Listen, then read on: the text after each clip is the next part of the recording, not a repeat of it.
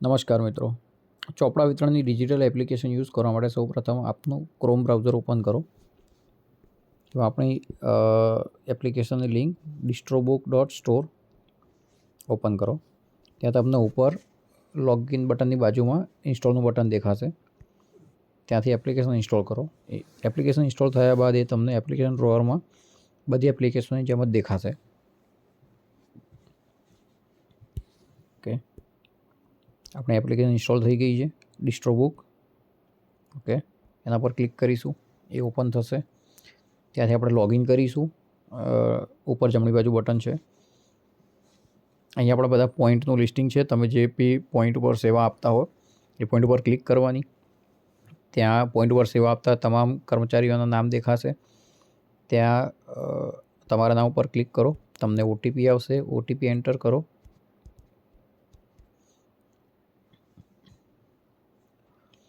સૌપ્રથમ તમને ડેશબોર્ડ દેખાશે.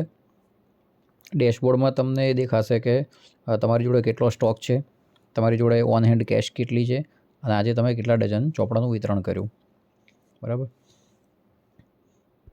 અહીંથી તમે સ્ટાર્ટ ડિસ્ટ્રીબ્યુશન ઉપર ક્લિક કરીને તમે વિદ્યાર્થીને ચોપડા આપો એ લોગ કરી શકો છો. ફોર એક્ઝામ્પલ હું અહીંયા નાખું છું નામ કે રાહુલ પંચાલ, એને ચોપડા આપવાના છે. ઓકે, ઓલરેડી કોઈ ચોપડા લઈ ગયેલા હશે તો એ વિદ્યાર્થીનું તમને ડુપ્લિકેશન બતાવશે કે આ સેમ વિદ્યાર્થી એકવાર ચોપડા લઈ ગયેલ છે. તો તમે અહીંયા આપેલી માર્કશીટ અને જે વિદ્યાર્થી આવ્યો છે એની માર્કશીટ કમ્પેર કરી અને નિર્ણય લઈ શકો છો કે એને આપવા કે ના આપવા. જો એ સેમ વિદ્યાર્થી હોય તો આપણે નહીં આપીએ, બીજો વિદ્યાર્થી હોય તો આપણે આગળ કન્ટિન્યુ કરીશું.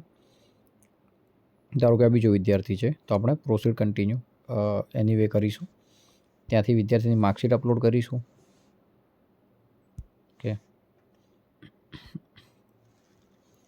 વિદ્યાર્થી ધારો કે 10મા ધોરણમાં છે, એનું પરગણું છે કાંકરેસી. મોબાઈલ નંબર ઓપ્શનલ છે પણ નાખો તો સારું, આપણી જોડે ડેટા રહેશે. એને 2 ડઝન ચોપડા આપવાના રહેશે ધોરણ પ્રમાણે અને 400 રૂપિયા કલેક્ટ કરવાના રહેશે. અહીંયા તમે લોગ ડિસ્ટ્રીબ્યુશન કરશો એટલે આ લોગ થઈ જશે.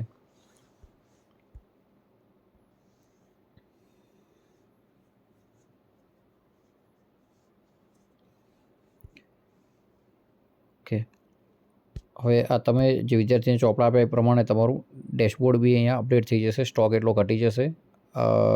આજે વિતરણ કરેલો કેટલા ચોપડા વિતરણ કર્યા એનો કાઉન્ટ વધી જશે અને કેશ બી વધી જશે. હવે સેમ આ રીતે આપણે દાતાને બી ચોપડા આપીએ છીએ. તો દાતાને ચોપડા આપવા હોય તો લોગ ડિસ્ટ્રીબ્યુશન પર ક્લિક કરી અને અહીંયા એક ટેબ છે આપણે કોન્ટ્રીબ્યુટર્સની, ત્યાં ક્લિક કરીશું.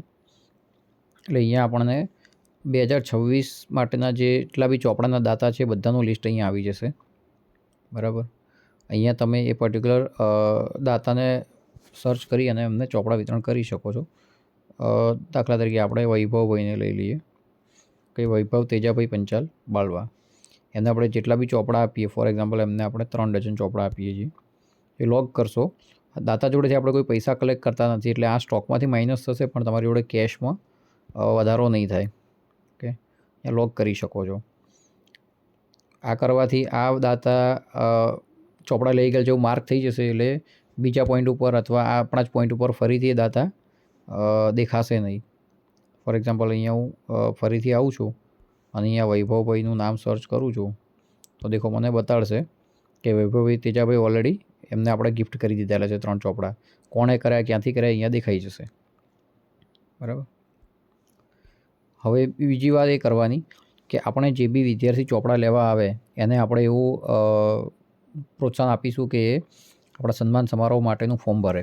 તો એના માટે ઉપર મેં સાઇન આઉટ બટનની બાજુમાં તમને દેખાય છે QR કોડ, ત્યાં ઓપ્શન આપેલો છે. એટલે QR કોડ ઉપર ક્લિક કરશો તો વિદ્યાર્થી જોડે આ QR કોડ સ્કેન કરીને ફોર્મ અવશ્ય ભરાવવું.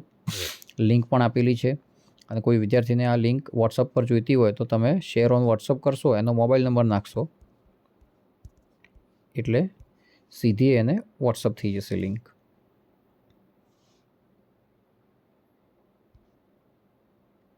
ઓકે, બસ આશા રાખું છું કે તમને એપ્લિકેશન ગમી હશે અને આપણે પ્રયત્ન કરીએ કે એપ્લિકેશન યુઝ કરીએ જેથી આપણે ડિજિટલાઇઝ થઈ શકીએ અને આપણી જોડે બધા વર્ષોનો ડેટા રહે. અસ્તુ, આભાર.